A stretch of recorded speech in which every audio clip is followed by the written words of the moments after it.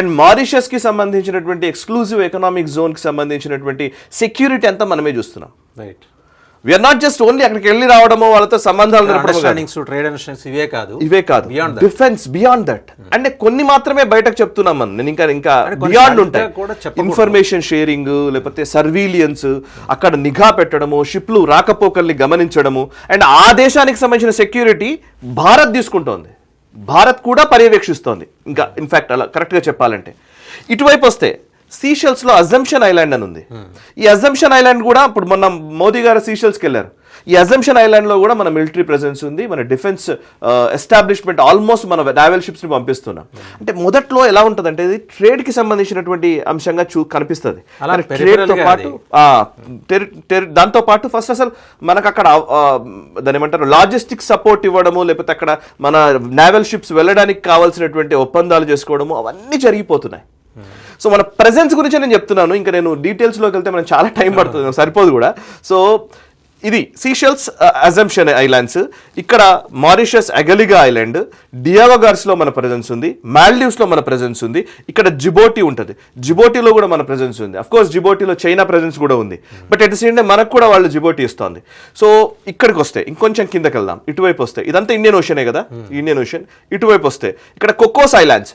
ఇప్పుడు భారత ప్రధాని నరేంద్ర మోదీ గారు ఆస్ట్రేలియాకి వెళ్ళారు, ఇది ఆస్ట్రేలియా కిందకి వస్తుంది కొకోస్. ఈ కొకోస్లో కూడా మనకు వాళ్ళు డిఫెన్స్ అవసరాల కోసమని వాళ్ళు దీన్ని కూడా మనకు అప్పచెప్తున్నారు. అప్పచెప్పడం అంటే మనం కూడా యూజ్ చేసుకోవచ్చు, ఇది ఇచ్చేయడం ఉండదు, మీరు యూజ్ చేసుకోండి, మేము యూజ్ చేసుకోండి, యాక్సెస్ ఇచ్చారు వాళ్ళు. సో ఇది కొకోస్ ఐలాండ్స్. ఇప్పుడు మీరు చూస్తే స్ట్రాటజికల్లీ అబ్జర్వ్ చేయండి, ఈ భూభాగం ఈ సముద్ర జలాల్లో మొత్తంగా మన నావల్ ఫ్లీట్ మొత్తం తిరగేటట్టుగా నిఘా పెట్టేలాగా మనకి ఇక్కడ అవకాశం ఉందా లేదా చూస్తే చాలా స్పష్టంగా అర్థమవుతుంది. ప్రతి చోట వి హావ్ అవర్ ప్రెజెన్స్. ఇక్కడ రెండోది ఇందాక మనం మాట్లాడుకున్నాము, ఇది మధ్యధరా సముద్రం నుంచి ఇట్లా ఇదేంటి రెడ్ సీ నుంచి చాలా నారో, ఇది సూయిజ్ కెనాల్, ఇది మ్యాన్ మేడ్ సూయిజ్ కెనాల్. చాలా చిన్నగా ఉంటుంది, చిన్న పోర్ట్ సైడ్ నుంచి వచ్చేది, చాలా చిన్నది. ఈ సూయిజ్ కెనాల్ నుంచి ట్రేడ్ అంతా కొనసాగుతుంది. మనకు అప్పుడు గుర్తుంటే ఒక పెద్ద షిప్ ఇక్కడ అటకాయించింది, ఒక షిప్ అటకాయిస్తే మొత్తం ట్రేడ్ అంతా ఆగిపోయింది. దాన్ని క్లియర్ చేయడానికి చాలా టైం పట్టింది, ఒక వారం రోజుల పాటు దాన్ని శ్రమించి మళ్ళీ దాన్ని క్లియర్ చేశారు. సో మోస్ట్లీ ఎక్కువ యూరోపియన్ దేశాల నుంచి వచ్చే ట్రేడ్ అండ్ అవంతా షిప్మెంట్స్ అన్నీ ఇక్కడ నుంచే వస్తాయి. సో మధ్యధరా సముద్రము అండ్ ఈ రెడ్ సీ ఇటువైపు నుంచి. మనం ఇంతకుముందు కూడా డిస్కస్ చేసాము, ఇక్కడ ఉన్నటువంటి హైఫా పోర్ట్, ఇజ్రాయెల్కి సంబంధించినటువంటి హైఫా పోర్ట్ మనమే డెవలప్ చేస్తున్నాము. అండ్ సైప్రస్, ఇవాళ మనము మొన్న సైప్రస్ అధినేత భారతదేశానికి వచ్చారు, మనకు సపోర్ట్ చేస్తున్నారు. అండ్ గ్రీస్, ఇక్కడ గ్రీస్ ఉంటుంది, అలెగ్జాండ్రోపోలి. ఇది అలెగ్జాండ్రోపోలిని ఇవాళ మనకు అప్పచెప్పడానికి ఒప్పందాలు జరుగుతూ ఉన్నాయి, ఇంకా అది క్లియర్ అయ్యే అవకాశం ఉంది. సో ఒకవేళ అలెగ్జాండ్రోపోలి అట్ ద సేమ్ టైం ఈ హైఫా ఇవన్నీ మనకు వచ్చాయంటే కనుక గ్రీస్ని పూర్తిగా కట్ చేయొచ్చు, గ్రీస్ని మొత్తం దిగ్బంధించవచ్చు. ఇప్పుడు మన మధ్యధరా సముద్రంలో కూడా మన వార్షిప్స్ వెళ్ళాయి. మనం కేవలం ఇంతకుముందు మన వార్షిప్స్ ఇండియన్ ఓషన్ వరకే ఉండేటి, ఇవాళ మనము ఈవెన్ మధ్యధరా సముద్రంలో కూడా మన వార్షిప్స్ని పంపించాం మొన్న మధ్యనే. ఓకే, సో అంటే మన ప్రెజెన్స్ ఎంత పెంచుకుంటున్నామని చెప్తున్నాను నేను. ఇటువైపు వద్దాం మనం ఒకసారి, ఇటువైపు వస్తే ఇప్పుడు బే ఆఫ్ బెంగాల్కి వద్దాం. ఇక్కడ బే ఆఫ్ బెంగాల్ ఇది కదా, బే ఆఫ్ బెంగాల్లో విశాఖపట్నం ఈస్టర్న్ నావల్ కమాండ్ మనందరికీ తెలుసు. సో ఈ బే ఆఫ్ బెంగాల్ దగ్గర ఇక్కడ సిత్వే పోర్ట్ మనమే డెవలప్ చేస్తున్న మయన్మార్కి సంబంధించి.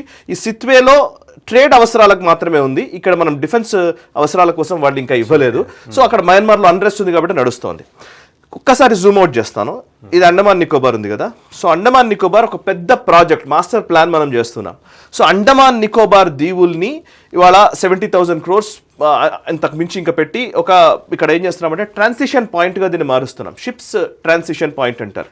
జనరల్గా ఇప్పుడు మన ప్రేక్షకులు కూడా అమెరికాకో లండన్కో ఏదైనా యూరోపియన్ దేశాలకు వెళ్ళాలనుకుంటే ఎయిర్ ఫోర్స్ మన ఫ్లైట్స్లో వెళ్ళాలనుకుంటే మనం ఏం చేస్తాం, మోస్ట్లీ ఖతార్ ఎయిర్వేస్ కానీ లేకపోతే ఎమిరేట్స్ కానీ ఇట్లాంటి ఎయిర్వేస్ ఏదైనా బుక్ చేసుకున్నారనుకోండి, దుబాయ్లోనో ఖతార్లోనో ట్రాన్సిషన్ పాయింట్స్ ఉంటాయి. అంటే మన ఫ్లైట్లో జర్నీ చేయాలంటే అక్కడ ట్రాన్సిషన్ ఉంటుంది. అట్లా షిప్స్కి సంబంధించిన ట్రాన్సిషన్ పాయింట్ ఏంటంటే మోస్ట్లీ ఎక్కువ మంది యూజ్ చేసే ట్రాన్సిషన్ పాయింట్ ఇప్పుడు ఇటువైపు ఉన్నటువంటి సౌత్ చైనా, ఈ చైనాకు సంబంధించి జపాన్, చైనా, ఫిలిప్పీన్స్ ఈ దేశాలకు రావాల్సిన వాళ్ళందరూ కూడా ఇలా ఇంత దూరం జర్నీ చేసిన తర్వాత ఈ సింగపూర్లో ఎక్కువ ట్రాన్సిషన్ లాగా యూజ్ చేస్తారు. సింగపూర్ కంటే ఇప్పుడు నికోబార్ని ట్రాన్సిషన్ పాయింట్గా యూజ్ చేసే విధంగా మనం దాన్ని డెవలప్ చేస్తున్నాం సో దట్ మనకు చాలా అభివృద్ధి జరుగుతుంది, మనకు కూడా కొంత డబ్బులు వస్తాయి, రెవెన్యూ చాలా వస్తుంది, ఆదాయం చాలా వస్తుంది. సో ఇప్పుడు ఇండోనేషియాకి వెళ్ళారు మోదీ గారు. మొన్న ఇండోనేషియాకి వెళ్ళిన టైంలో మనకు ఇండోనేషియాకి భారత్కి మధ్య సబాంగ్ పోర్టు జాయింట్ డెవలప్మెంట్ కోసమని అంగీకారం కుదిరింది. ఇది సబాంగ్ పోర్ట్, ఇక్కడ ఉంది సబాంగ్ పోర్ట్. ఇది ఇందిరా పాయింట్, మన భారతదేశానికి సంబంధించి మన నికోబార్కి సంబంధించినటువంటి సదరన్ మోస్ట్ పాయింట్. ఇది నికోబార్ ఐలాండ్ లో ఇప్పుడు అండమాన్ నికోబార్ ఇలా ఉంటే నికోబార్ లో southern most point Indira point and ఇండోనేషియాకి సంబంధించి northern most point Sabang port. ఈ రెండు ఇప్పుడు మన కంట్రోల్లోనే ఉంటున్నాయి. అంటే ఇప్పుడు చైనాకి సంబంధించిన షిప్మెంట్స్ ఈ పక్క నుండి ఇందులో నుంచి వెళ్ళాలి, చైనా ట్రేడ్ వెళ్ళాలంటే. సో ఈ రెండు మన దగ్గర ఉంటే హార్మూజ్ ని ఎలాగైతే ఇరాన్ కంట్రోల్ చేసిందో రేపు పొద్దున మనం కూడా కట్ చేయొచ్చు. సో ఇది మనం చేస్తున్న పని. అండ్ ఇంతకంటే నేను ఇప్పుడు బయటకు మాట్లాడుతున్నది చాలా చిన్నవి, మనం మాట్లాడుతున్నవి ఇంతకు మించి. సో బట్ మనం వెరీ స్ట్రాంగ్గా ఉన్నామని చెప్పడానికి. అండ్ ఇంకొక పాయింట్ ఏంటంటే మోదీ గారు ఆస్ట్రేలియా పర్యటనకు వెళ్ళినప్పుడు అండ్ ఇండోనేషియా పర్యటన ఆస్ట్రేలియా పర్యటనలో ఉన్న టైంలోనే మన 3 వార్షిప్స్ సింగపూర్కి వెళ్ళాయి జస్ట్ అదే టైంలో. నిన్ననే నేను డిస్కస్ కూడా చేశాము, 3 వార్షిప్స్ని మనం అక్కడికి పంపించాము. ఎందుకు అని అంటే జస్ట్ మెసేజ్, అంటే చైనాకి డైరెక్ట్ మెసేజ్ ఇస్తున్నాం మనం. సో మా ఆలోచనలు మావన్నీ కూడా మేము ఓన్లీ ఇండియన్ ఓషన్కే పరిమితం కాము, మేము ఈవెన్ మీ దగ్గర కూడా వస్తున్నాము అని చెప్పడానికి. ఇంకోటి ఇక్కడ నుంచి వస్తే చైనా షిప్స్ ఎట్లా వెళ్తాయి ఇప్పుడు ఈ పర్టికులర్ ఈ ఏరియా నుంచి, దీన్ని మలక్కా స్ట్రైట్ అంటారు. ఇందిరా పాయింట్ సబాంగ్ పోర్ట్ మధ్యలో నుంచి ఇట్లా వచ్చి ఇది మలక్కా స్ట్రైట్ అంటారు దీన్ని. ఇక్కడ సెకండ్ చోక్ పాయింట్ ఉంది. ఇది ఏంటంటే ఇది సింగపూర్ చాంగి నావల్ బేస్ అంటారు. ఈ చాంగి నావల్ బేస్ లో భారత నావల్ షిప్స్ కూడా ఇప్పుడు డాక్ అవుతున్నాయి. అందుకని ఇందాక చెప్పింది అదే, ఇప్పుడు ఆల్రెడీ మన 3 వార్షిప్స్ ఆల్రెడీ అక్కడ ఉన్నాయి.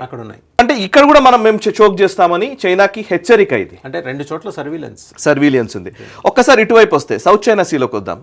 ఇది సౌత్ చైనా సీ అంటారు. చైనా ఇక్కడ ఉంటుంది, ఇది చైనా, షాంఘై ఇక్కడ ఉంది. చైనాకి సౌత్ చైనా సీ అంటారు దీన్ని. ఇది south China sea, right. South China సీలో ఓవైపు వియత్నాం లియాన్చియో అనే పోర్టుని ఇప్పుడు అదాని డెవలప్ చేయబోతున్నారు. దానికి ఆల్రెడీ వాళ్ళ అక్సెప్టెన్స్ వచ్చింది. అండ్ వియత్నాంకి మనము ఈవెన్ డిఫెన్స్ ఎక్విప్మెంట్ కూడా ఇస్తున్నాము, బ్రహ్మోస్ ఇస్తున్నాము. ఇటు ఫిలిప్పైన్స్తో చైనాకి చాలా గొడవ ఉంది. ఫిలిప్పైన్స్ జలాల్లోకి చైనా రావడము, దుందుడుకు చర్యలకు పాల్పడము, even international court of justice ఇచ్చినటువంటి తీర్పులను కూడా ఉల్లంఘిస్తూ చైనా చాలా దాని మాట గూండాగర్దీ చేస్తోంది ఫిలిప్పైన్స్ ముందర. అట్లాంటిది ఫిలిప్పైన్స్ తోటి మనం ఇవాళ ఒప్పందాలు చేసుకున్నాము. ఫిలిప్పైన్స్ కూడా మన ప్రెజెన్స్ ఎక్కువగా ఉంది, మిలిటరీ ప్రెజెన్స్. ఇవన్నీ ఎట్లా ఉంటాయంటే ఈ రోజు మన మిలిటరీ అవసరాల కోసం మనం మాట్లాడుతున్నట్టుగా ఉంటుంది, కానీ రేపు పొద్దున ఒక యుద్ధమే వస్తే, రేపు పొద్దున ఒక సీరియస్ ఎస్కలేషన్ ఏదైనా జరిగితే ఇవన్నీ మనకు అవసరం అవుతాయి. అవన్నీ మనం ముందుగా దృష్టిలో ఉంచుకొనే మనము ఈ